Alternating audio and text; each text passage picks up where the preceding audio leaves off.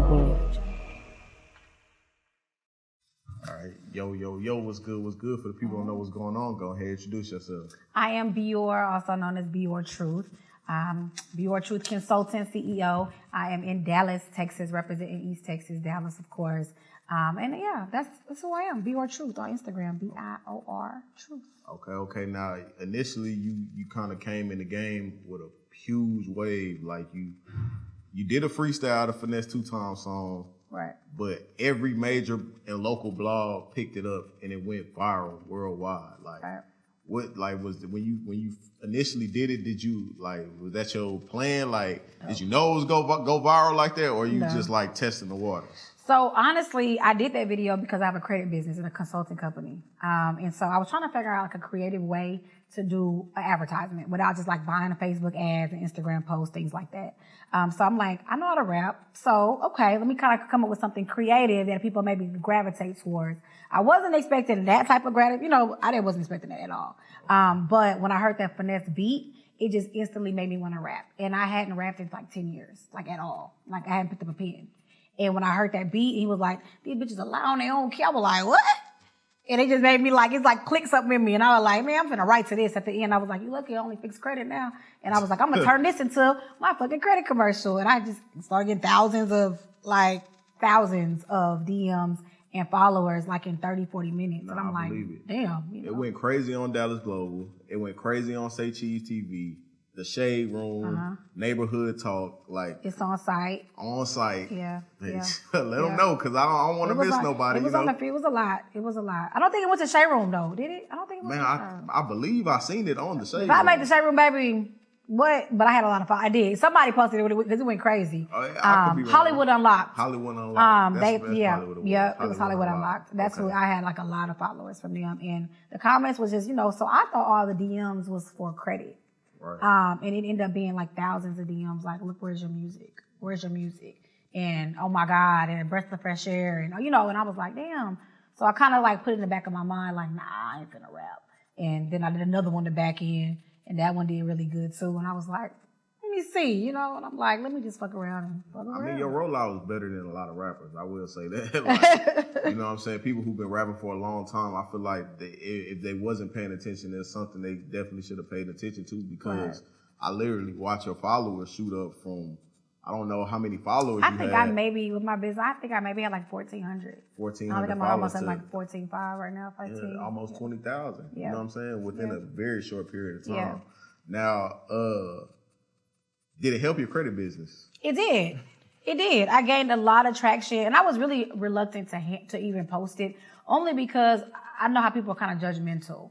And so I'm like, when you get somebody dealing in your personal business, it's kind of like, oh, you're a rapper, you say you talk like this, and then you want me to give you my credit, So it was kind of like, I didn't want it to mess up my business, honestly. After I did it, I was like, man, this shit might kind of make people not want to fuck with me on some business, but it really helped. It elevated that too. But it did both. I'm grateful. It did both. Okay. We're gonna get into the credit business, but I want to travel down your road as an artist. Mm-hmm. Now, initially, you got your start at the CashMoney Ruff Ryders tour. Yeah. So initially, back in I don't even remember what year it was, but it was the CashMoney Ruff Ryder tour. So for those of you that don't know, Ruff Ryders like DMX, Jadakiss, The Locks, and it was CashMoney. They did a tour together. It started in Oakland, I want to say, and I was the opening act for some of those dates, and that's how I started rapping. I first heard "I Need a Hot Girl," and when I heard that song, I wrote it on the airplane. I'll never forget. I was playing it in my little Walkman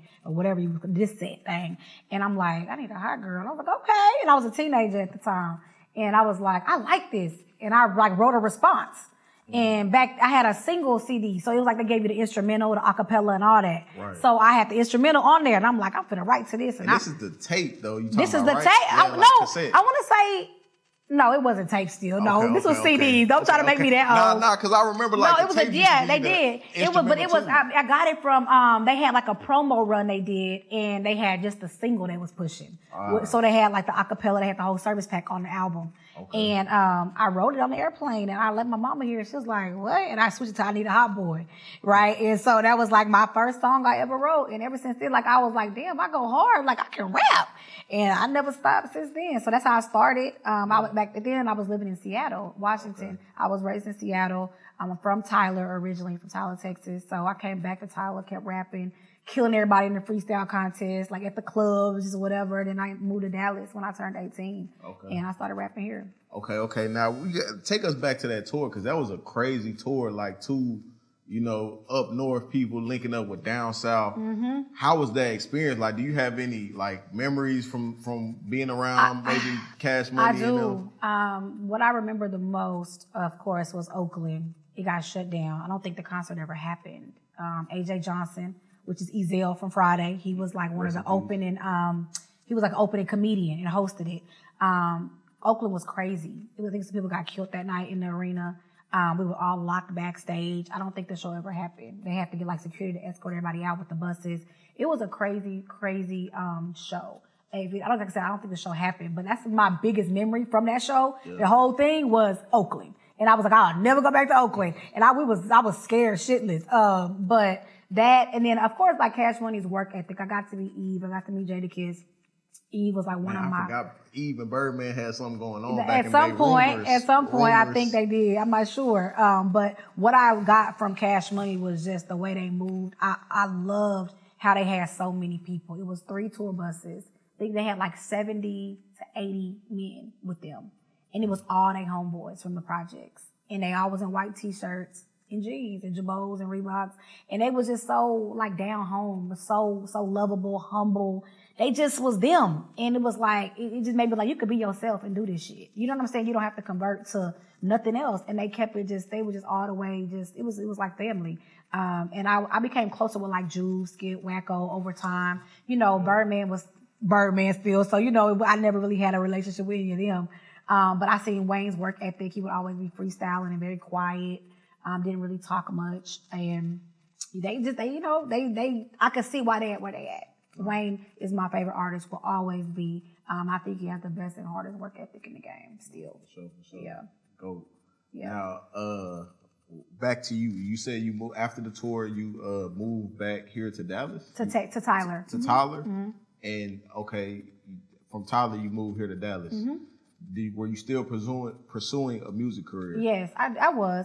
Dallas, it was right. I moved right like a couple years before Dallas got really hot and caught the wave of like the Rose and when everything just was hot. Everybody was getting signed out of Dallas. The Stanky Leg, Frankie, I Beat Him. Everybody was out.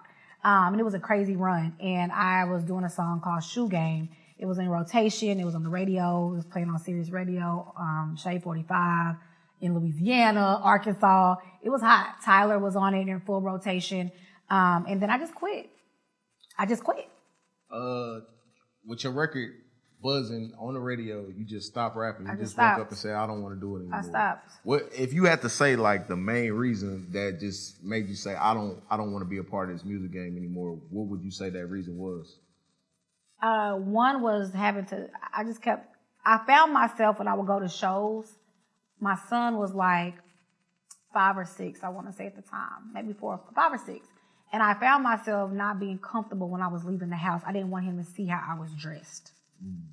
And I was like, why am I ashamed of like what am I, like, how am I going to filter this if this is like, I'm trying to be famous. And you know what I'm saying? The City Girl. This is way before. This is way before. Yeah. And I'm like, this 2010, 2011, and I'm like, what am I going to do if I don't want my son to even see me dressed like this? And I wasn't even really dressed that bad. It was more bustier, little booty shorts, some thigh boots. And I was just like, okay, I found myself putting on my coat to leave. And, and I was like, okay, that was like one of my signs. The main thing though was like how the men it was like at that time, it wasn't a lot of women still in hip hop. It was only Nicki still. And it was like, I'm not having sex with you. I'm not sleeping with you. I'm not begging you. I just always been real like, kind of fuck you-ish on a guy level. You know what I'm saying? When it comes to like business. And it's like, if you, what's the fee? Well, no, you ain't got to do all that, but what's up with us? Like, nah. And I started feeling like you had to fuck somebody to get on. That's how I started feeling because I didn't have a budget back then. I was a struggling single mother. I was working a regular job, so I didn't have no money to pay nobody. I couldn't pay no producers. I couldn't pay nobody. So I was like, I ain't got nothing else to give you, but like, well, you got sex, like, nah. Somebody actually told you that. In so many words. Yeah, like, so many words. Do you feel like that's gone away from the game? Because Nah. I feel like it's still here. They still do that. They still do that, but now my bag up. My bag talk. So I'm not. Right. It ain't nothing. It ain't nothing. Right. Now, being as though like that, females kind of running the game right now. I'll say females are running the game right now. They are. Do you feel like men will ever like get out of that in here? Like, because it's certain women, like you said, off camera, like certain women you wouldn't even try that with. Like certain women, dudes wouldn't even approach like that. Right. But they still do though. They do. You know what I'm saying? So I don't think it'll ever stop the approach. I think as you get bigger, should the game start calling that out though? Like, you know what I'm saying? Like, or do you feel like it should just go? I mean, we're gonna call it out. I mean, it's there, right? And if you call it out too much, you get blackballed, right? And you get, shunned. So calling it out, nah, not necessarily. But I think it also falls on the women. And I think it falls on perception. And I always will believe that perception is reality. And how you put yourself out there is how people treat you. Now, I'm not saying if you dress a certain way, they're not going to talk to you like that. They're going to come a little different. It's going to be a different type of approach, but it's still going to probably resort back to the same shit. But it ain't going to be as blatant. But if you put yourself out there, like I said, I was wearing little shorts, I was wearing boosties, I was talking about my pussy and this and that and fuck me like that. So when you put yourself out there like that, shit, a nigga. Whether he a businessman or not, so when you put it out there, it's like shit on your record, you're talking that shit, and so you really can't get mad when that's kind of what we portraying, right? And so I think the more we take accountability, you know what I'm saying? But I ain't no point in calling it out. It is what it is. That's real. Yeah. Now, you step away from music. When do you come back to music? Is the freestyle you drop? Yeah. Your return? That was my return. I didn't know it was my return, but I've always been like a firm believer that your gift will always make room for you. And I never understood what that scripture meant until I did that credit commercial. And I was like, rapping was the last thing on my mind, like literally. And when it happened, I was like, and then shit just started kind of aligning. I would get DMs from like certain celebrities and certain labels. I was like, and I was like, maybe I was forced it. Maybe it wasn't my time when I was doing it. You could be ahead of your time. You could be it's just wrong timing. You need to experience more in life. So now I think I got way more to talk about and way more experience. And I think it'll go harder now than before. I feel like it does go harder now. Cause like, to be honest, I ain't no disrespect, but I'm not interested in hearing your music before. Okay, you probably didn't. You probably wouldn't like it. I want to know, like... You be like, oh, you used to be kind of, but nah, I go hard now. I mean, nah, you be rapping for sure. Like, when we post you on our platform, like I said, we get a lot of women that like I wouldn't normally see comment. They really supporting it and listening to what you're saying. Sure. So like I was asking you off camera if you had to say like what your lane was now in present time, like you know what I'm saying. What would you want people to recognize you as this type of? If you had to say like I'm this type of rapper, what would that type be? I'm just, I mean, I don't want to say classy because classy is not like a good word for me. Not in hip hop. I don't think class when I think hip hop, but I think. I think so. You think class? For certain women, like I feel like I am like classy. Remy Ma, don't get with that. Like Remy Ma, like she hard, right? Right. But I think like a classy hard. Yeah, like that's what I'm saying. Play with Remy Ma. Yeah, exactly. See, that's okay, Ma. right. So if you had to put me in a lane, to me, I'm just like it's more. I call it boss talk. I call it.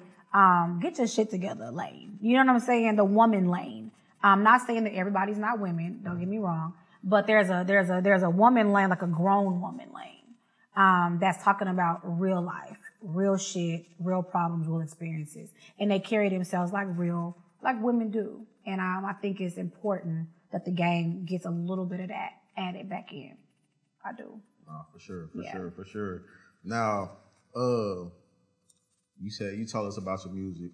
Tell us about like what made you get into credit and starting a credit. What exactly kind of business? So it's a credit repair. Credit repair. And like business credit. So establishing business credit now, and I do taxes as well. Right. So what made me get into it was I got into banking when I left rapping. I got into banking and I started being a bank teller.